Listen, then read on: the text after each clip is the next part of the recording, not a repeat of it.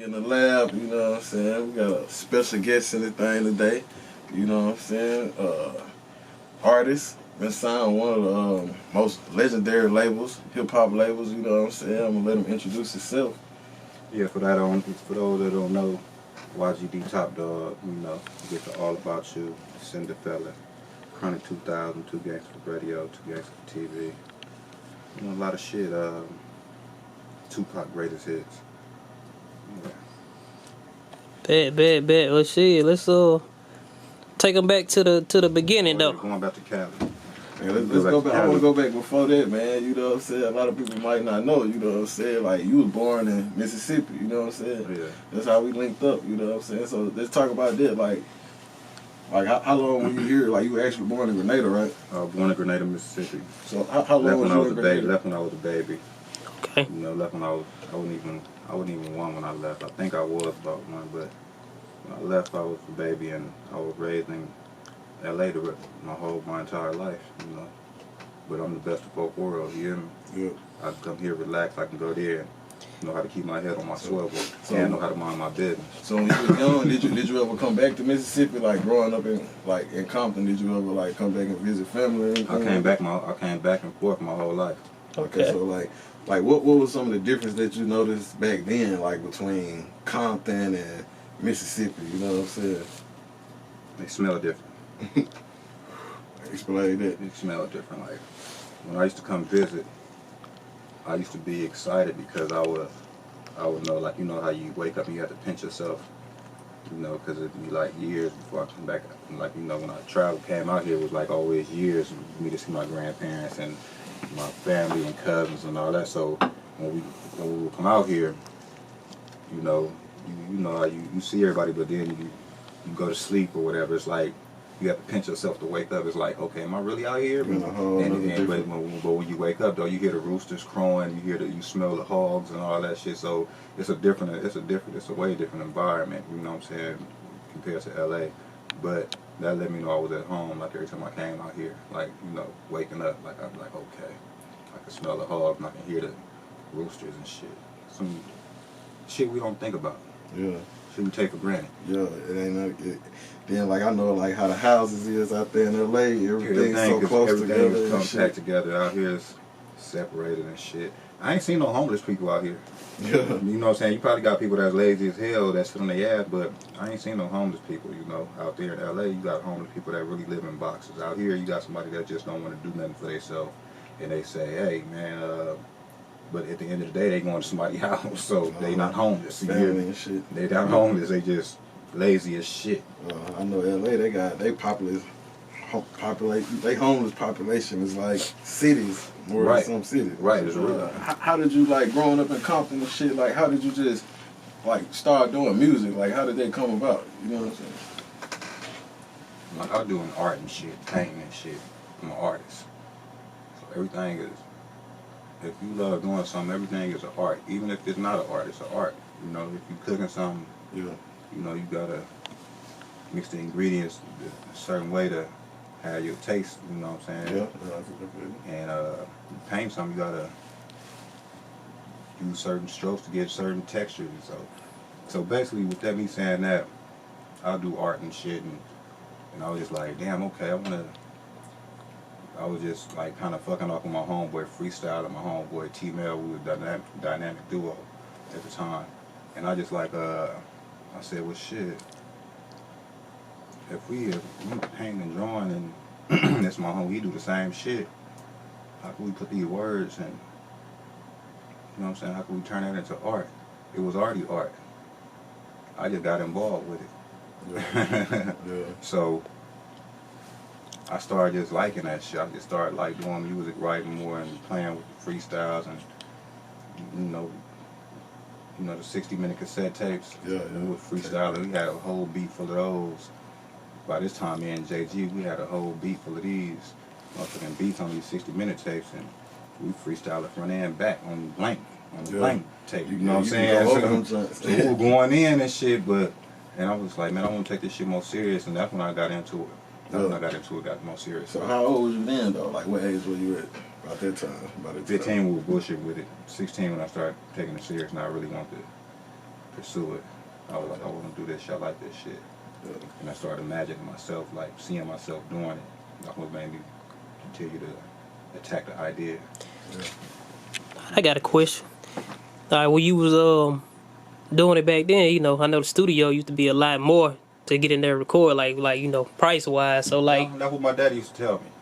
You gonna pay for some studio time? right? So he never got me in the studio. Okay.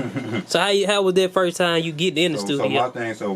My first studio was my radio I had at home. I had a radio. I had I had a motherfucking radio. It had a fucking 2 cassette tapes. I guess this shit was like the deluxe at the time. It was some bullshit, but it was, I guess, the deluxe at you know, the vinyl player. The vinyl player had the vinyl on top. You know, the two decks on it. Yeah. So I took that, and then I had a tape recorder on the side of that shit. You know, when the tape recorder from school, when they playing it, they used to play the long kind. They play push record and all that shit. Yeah. So I took one of those and shit. That's fucked up. But I stole the shit from high school. I stole the motherfucker from high school, man, and took that motherfucker home and shit, and got to recording with that motherfucker, and I made my own tracks. Yeah. I made my own tracks, man. I made my own tracks. Like, I actually took a tape recorder, and I took the radio that I had, and I just, you know, record something, like had a beat over here, record over here. Then I take the dub track that I just made, put that inside the recorder, or, you know, you just keep flipping it. The sound be muzzled in the mmotherfucker, but you getting the concept and the idea of it. You know what I'm saying? So by the time I got in the studio, I knew how to use tracks. Okay. Right. Because I knew how to work with nothing. The best come from nothing. A lot of times. Yeah. You get the best ideas from nothing. That's dope. So like, you know, 15, 16-year-old Top Dogg and shit, like, how did the DeathRow situation, like, come about from that? I imagined it. That's what I want to fuck with. I sing it. I visualize it every night. I tell people this, but they don't. They listen to me, but they don't. They hear me, but they don't listen to me. I visualize it every night. You know what I'm saying? Every night before I went to sleep, I visualize what I want to fuck with, how I seen myself doing it, the car I was gonna drive, everything. The medallion on my neck, I visualized. So what year was this? You was imagining this shit, Top Dogg? When I was 15. I didn't know what I was doing at the time, though. You know what I'm saying? I just know I was doing this shit, imagery. They call it imagery. And I was like, damn. And I just visualized that shit every night before I went to bed. But,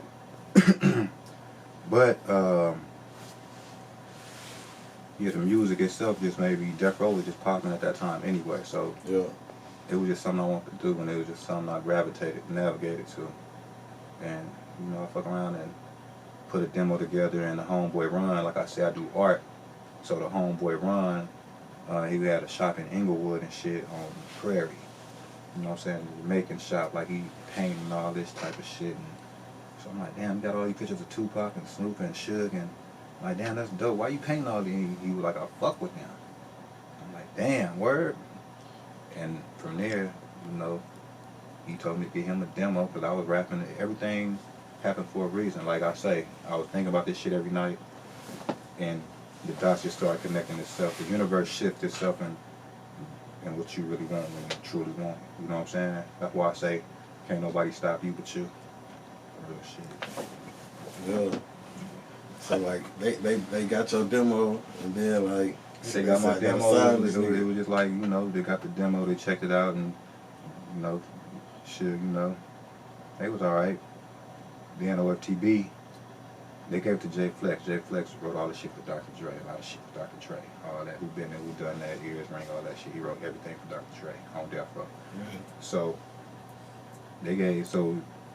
J Flex had the demo. J Flex gave it to OFTB. When he gave it to OFTB, that's when the shit happened.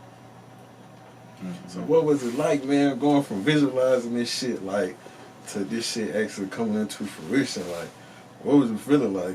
That manifesting, it was happening so quick, and it was happening so fast to where you don't think about it, but you like you know what's going on, but you not really. When you sit back and think about it, then you're like, damn, I did that shit.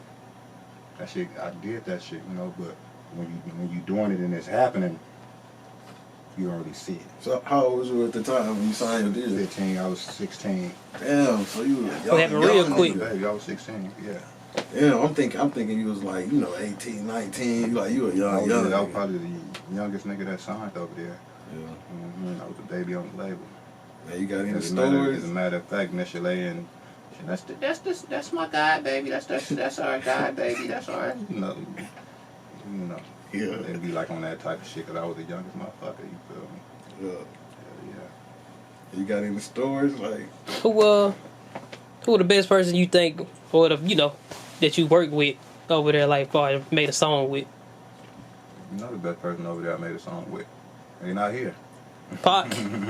Describe that with Pac. Like how was that?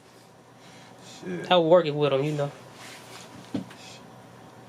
How fast? I heard he can make a song fast and stuff too. Hey, when you working around the best, you start becoming like the best. You feel me? Your work ethic to come from who you work around. You feel me? So when motherfucker asked me to do a song and ask for a feature now, I tell him I'll hit you back in 45 minutes. To me, that's not really quick, but it is quick. So you have to sit there and think about what you're gonna put together and then write it and give it out and give it back to him. But yeah, motherfucker work like a horse, man. Motherfucker was tight. Motherfucker, I didn't really hang around them the full time. I've been around them though, cause I was little as fuck. So they did their shit and I was doing my shit. You know what I'm saying? I had my crew I was fucking with, and they had their people they were fucking with. But at the end of the day, OFTB, YGD, Dark Side Ballers, and Outlaws and shit. Motherfuckers all fuck with each other like that. Anybody just embrace you? Like, yeah, all of them. Then you had niggas from the Dog Pound, they was damn, you look just like just like my homeboy. Like I'm Kurupt telling me that one time. to my Snoop? Yeah, he was like, I walked in the studio one day, he was like, damn, you look just like my homeboy. And I was like, look at that nigga. Yeah. And and we just kept it moving. Everything was straight after that. Oh, okay, that was after Snoop had left already and shit. Yeah, Snoop was over there though. He was over there doing the whole time and all that. Okay. Yeah, he was over there.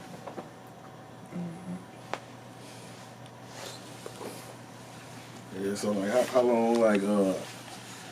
long was you signed to DeathRow? 4 years. Had a 4-year contract. My contract expired. Then in the midst of expiring, all the other shit, the feds kicking in the building and shit, seizing the computers and all that shit, and all the bullshit started happening. That's when it started going downhill, and then they tried to relaunch it with the Row. That came for a little bit, and then after that, it just started disintegrating fast, and while I was doing that, I was like shit, when you on TV and shit, and motherfucker looking at you one way, and then they see you in the streets and shit another, they see you in the streets and shit, what's going on? You still working it? That shit kind of fuck with you, you feel me? If you're not strong, you feel me? If you're not strong, that shit get to fucking with you. I seen motherfuckers kill themselves, drown, throw themselves in lakes. I seen motherfuckers blow their brains out over this music shit, you feel me? So if you're not tough and you're not really ready for this shit, it should have killed you, kill yourself, but you expect just off expectations. Yeah. And that's sad as fuck. Yeah, real shit. You feel me? You got niggas out here that blow their brains out because they looking at this nigga with 10 necklaces on and 3 Rolex watches and shit. And they like, why the fuck this nigga dumb as fuck? Why the fuck that can't be me? Why isn't that me right now? Yeah. Shit, I've been doing this shit for 15 years. Fuck it. It's over with. I'm gonna just go jump off the building. Yeah. Yeah, motherfucker do that shit over this shit. Yeah. What's the dude name that killed himself? The actor, Robin Williams. A lot of motherfuckers do that shit. Shit, they do that shit, man. See, that's probably a different kind of. See, niggas don't kill themselves. White people kill themselves when they can't pay a light bill and shit. You feel me? Niggas don't do that shit. Niggas do that shit over some. You be on one too. Yeah. You be on one too. You be on one too. You killed yourself over a bitch. Yeah. You just killed yourself over a bitch. You just threw yourself in front of a car over a bitch. You feel me? Nah. But yeah, this shit be real like that though, man. what were some of the top things you say you learned from just being in this situation, like as an artist? Like most artists, you know, they don't even get signed, they don't get no kind of deals or whatever. Like you did a lot of shit. Be patient. Be patient. Know your time is coming if you put in the work. And that's it. And you got to dream with it too, though, because a lot of times we stop dreaming because we got real life shit in the way. We block our creativity. You feel me? If you got a car, you driving this nice car, and the motherfucking car note $500, but you driving nice. They looking at you driving nice, but shit in the back of your mind like, how the fuck I'm gonna do this shit this month? If you ain't got no gig or some shit, you feel me? If you ain't got nothing going, or if you had a gig and you lost the motherfucker and you got this nice car and motherfucker's looking at you like, oh, okay, yeah, you doing that. In the back of your mind, you like, shit. Dum dum, dum dum, dum dum. Personal. Feel me? Shit, okay. Yeah, that's how you learn from your mistakes and watching others' mistakes. And don't try to live above your means. Yeah. Even if you is rich. Don't try to, man, you got motherfucking 10 million. Don't go spend 6 million on the house. You gotta pay for them up every month. It's real. It's real. Shit, nigga. Give me 10 million. I'm gonna go give me a good $1 million house. I can handle that. This other 9 million. Yeah. Cause I'm investing in some shit. Make that shit pay for that shit. You know, make that shit pay for that other business, pay for that car. I be fucked up, man. That's how I learned. Yeah. I learned by being just business savvy. Just, have to make my own website and shit. Write my own blog. What's the name of the website? Get game to give games. DarkSideMusic.biz. So yeah, check it out. DarkSideMusic.biz. You coded that and everything, right? Yeah, I did. I built that website. Notepad++, CSS, HTML. We just look like this, man. Yeah. We just look like this, Yeah, I need a website. Never judge a book Top by Dogg. itself. I do all that. I promote, email, market. I do everything, man. I have to do that. Matter of fact, I made myself go viral last year by just putting my own footwork. Yeah. You feel me? So, yeah, man, you got to put your mind to that shit. You set a goal for yourself, and then chase the goal. You feel me? Once you chase it, and you just stay focused. It's gonna be a habit to where you just digging deeper beyond the surface. You feel me? By the time you finish doing that, because most of us we dig, we dig for the surface. We get to scratching the shit, and right when we about to hit this metal part, like this little metal piece through all the wood and shit, we just got through carving out and getting out the way. We turn around and be like, man, shit, time to go home, man. It's getting late. Nigga, you gave up. You were right there, nigga. 1 more hour, 30 more minutes. Yeah. That's how it is with this motherfucking music shit, man. It's like that with the music shit. Yeah. Like my nigga say, this motherfucker for real. This shit is like a 2Pac's effect. You feel me? Like I told you before. You know what I'm saying? You got niggas that hate on one nigga. They gonna hate on that nigga so much to where they gonna be squeezing this nigga to the top. And once he pop though, it's gonna be over because he gonna have so much shit to talk about. Yeah. That's what's gonna make the nigga famous. Shit. I was gonna ask, did you have any advice for artists? But see, you just dropped some jewels on them. Man, shit, man. I just told them, don't stop. Don't stop. Be patient. Be patient. Patience is a virtue. And stay on your grind. Just stay doing what you do. Like if you see something, if you jump on SoundCloud or something and you promote it one way, you know what I'm saying, and you study like keywords and shit, because it's all about keywords. Put your keywords from the top of your shit. You know what I'm saying? Go study some keywords. What make your song a song? You feel me? Don't just, you know what I'm saying, tag your shit. I'm gonna give you some more game. Tag your shit. When you do a motherfucking SoundCloud, you know what I'm saying? Don't just, the name of the song is Get Money. Fuck that. You feel me? Get Money / who is by / how would I say it? The date if you want to, or Get Money / your name / your website. That's how you start getting traffic too. I gotta ask you this though. You know what I'm saying? Since like you've been in the game for a minute, you know what I'm saying? Like, like what era like you think you get the most money in? Which era you prefer? Like the CD sales or like the internet era? You know what I'm saying? I'm gonna get it both ways. I'm gonna make it happen. I'm gonna use that mouthpiece in the streets. You feel? I use my mouthpiece on the internet the same way when I say something to somebody to sell my shit, I'm actually saying it in my mind. I'm actually saying it in my mind how I would say it on the street, and I'm gonna text it like that too. You know what I'm saying? Like, you think the internet like is more of a benefit, like with the streaming, Yeah, like the streams and all that? I make money off of it. Or you think it was more money like in the album era, like when people were just buying CDs and shit? That's what I'm saying. Like, you know, this shit kind of changed. I think the game is in your hands. You feel me? Because when they had CDs, you had to get a distribution deal. You know what I'm saying? You have to still have a plug to get the distribution deal.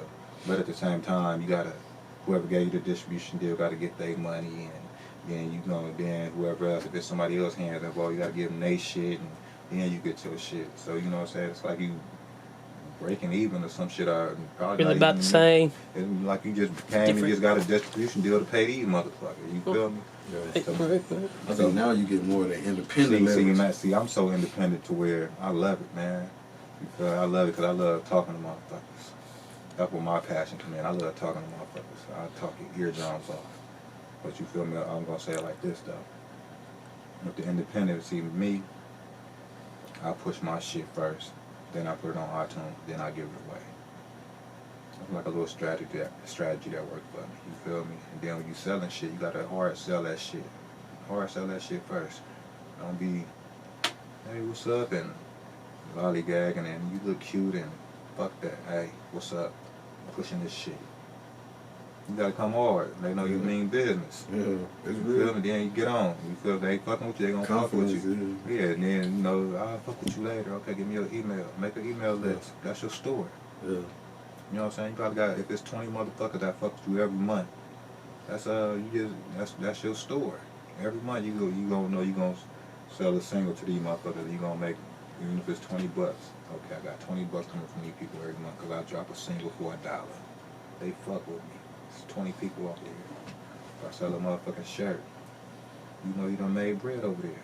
They go cause they waiting on your next product. Then you just keep making the package better. Even if it's them 20 motherfuckers, they gonna be some towards your bills every month if they fuck with you. If it don't be that week, it's gonna be the next week because they mad, they feel bad, they missed out. So you got to think of it like both sides of the coin. You got to think of it as a consumer and a motherfucking business person. I love the business of it right now. Yeah. You driving. I love the business. You see how I be up all night. Shit, yeah. I be up all night, man. I wouldn't be able to talk about it, but I can't talk about what I don't know. Yeah, real talk. It's real, man. Tell them what you is on social. I know you got a nice following on Twitter. You follow me Twitter, IG. Follow me, YGD Top Dogg. You feel me? YGD. Y is in like YG the rapper, YG, but I'm the first one. You feel me? YG. That's probably where the inspiration of that name came from. But you know, people don't say shit, but you know, I'm YGD Top Dogg. TOPDOGG.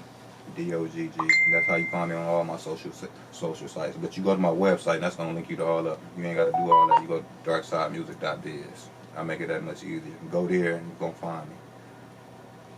What's up, man? Y'all make sure y'all tap in, man, with Top Dogg, man. You know what I'm saying? Anything else you got you wanna rap about? You know, so I appreciate you coming through, man. Giving us this interview, man. Yeah, I'm sure. Hey, let's tell them you ain't got any. We supposed to lock it down a couple of days ago, last weekend, but you know, we kept missing each other. But you know, I try to make it work and shit. I like this interview because you know, it feels just like I'm just.